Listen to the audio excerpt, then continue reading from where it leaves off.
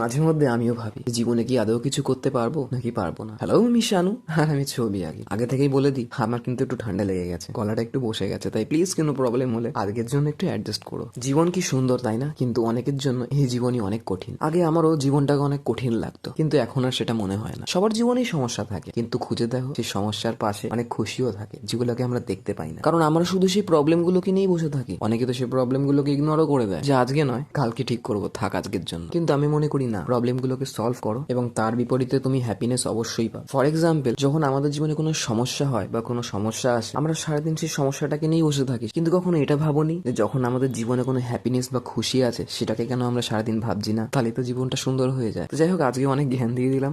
আর হ্যাঁ, যার আগে এখনো সারপ্রাইজ গিফটের জন্য কমেন্ট করোনি, আমার আগের ভিডিওতে কি কমেন্ট করো, যার কমেন্টে সব থেকে বেশি লাইক আসবে তার কিন্তু পোর্ট্রেট আমি আঁকবো। আর এই ভিডিওটা কেমন লাগলো কমেন্টে অবশ্যই জানিও, আর পছন্দ হলে একটা লাইক অবশ্যই করো। তো দেখা হচ্ছে নেক্সট ভিডিওতে। বাই।